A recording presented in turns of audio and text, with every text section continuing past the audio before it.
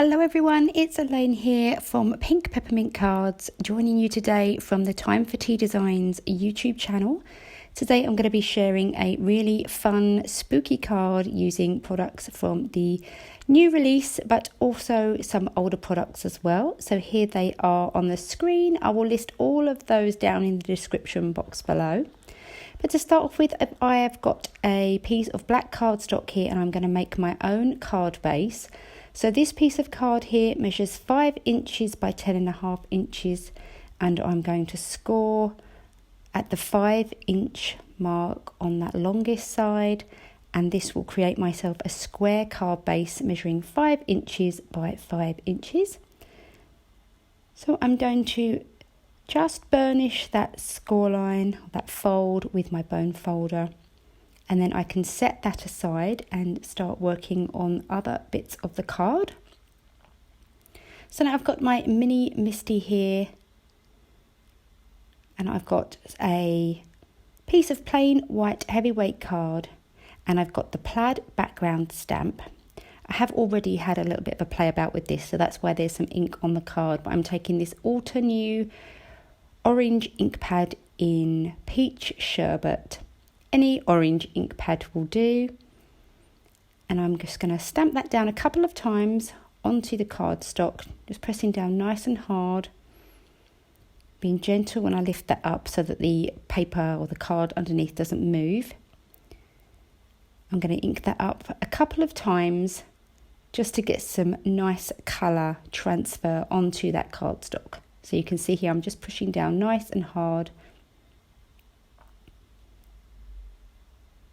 Now I'm going to go in with my Versamark ink. I have treated this piece of card beforehand with my anti-static powder tool. So this Versamark ink is a sticky ink. It's clear, so the orange is still going to show through. It's just going to add a sticky layer on top of the orange, and that is going to help our embossing powder stick. So I've also got this line stamp, which also comes in the plaid background stamp. I'm inking this up with my Versafine Onyx black ink, which is a pigment ink, so I won't need to coat this with the Versamark ink. It's great for heat embossing, so I'm going to go along, all the way along and all the way up and down, adding in that black line. So now I can come in. This is it's clear embossing powder. We want it to be clear so that orange and black will show through. And I'm going to have just an even coat all the way across so that all of that orange is covered, because that's where our Versamark ink is. And also the black will be covered because the Versafine Onyx black ink is sticky. Now I come in with my heat tool and I can start melting all of that embossing powder. It did take a minute. It's quite a large area, and my heat gun took quite a while to heat up, but just be patient, everything will melt eventually. And some of my areas didn't get completely covered with the embossing powder. That was more my error. But actually it worked out quite well in the end, because it gave it a really nice distressed look, perfect for Halloween. So once that was all melted, and I did let it cool for about a minute, I came in with the Distress ink in Black Soot, and I'm going to start at the edge and work my way in.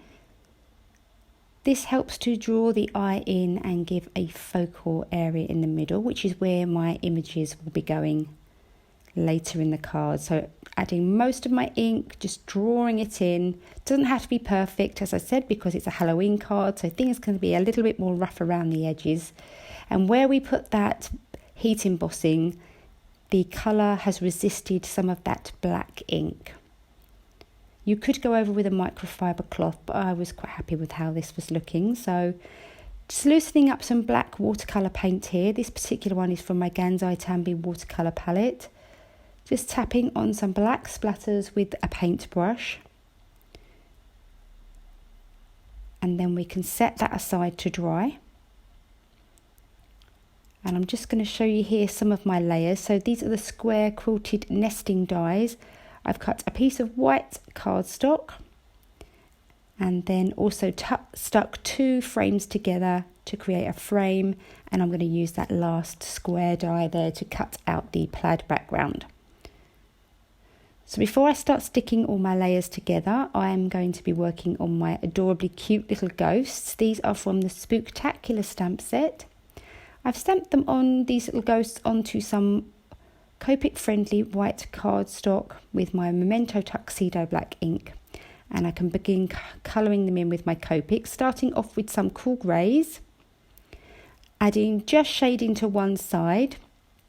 Even though the ghosts are white, I wanted to give them some colour and to help add some roundness to them. So C3, C1 and C00.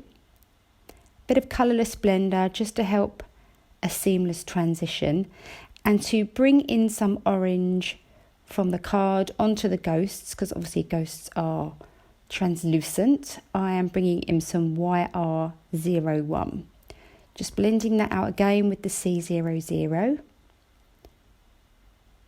and then finally back in with some C3 just along that edge. Bit of RV52 because I needed my ghosts to have some cute cheeks, and then back in with the C00 just to blend out that line a little bit. And now colouring in this very cute little bat. I'm using my warm greys for the bat, focusing the darker shade along the top edges and blending out downwards, getting lighter as I move down.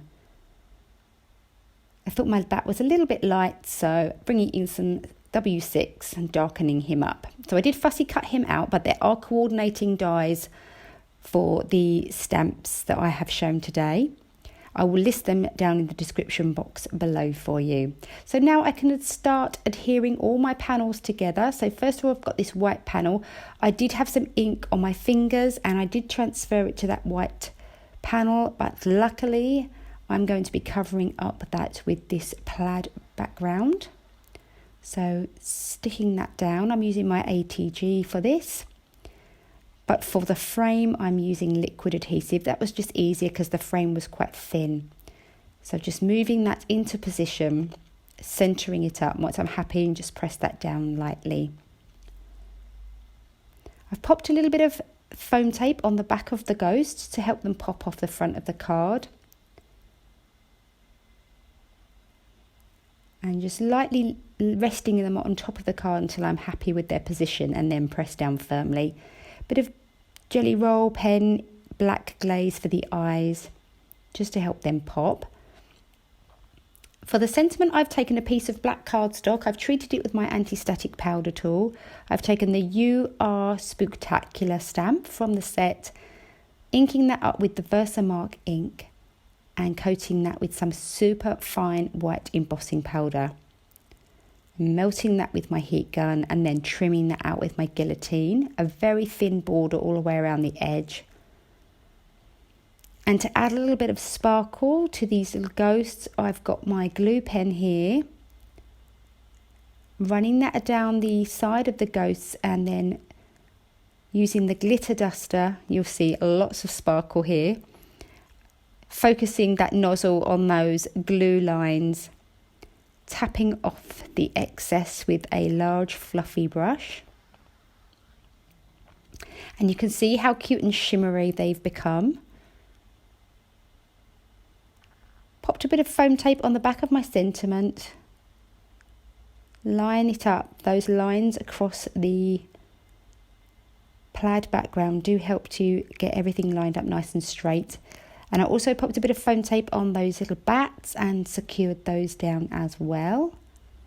Bit of white jelly roll pen to add some highlights onto the eyes and the bat wings, just to help them pop off the page.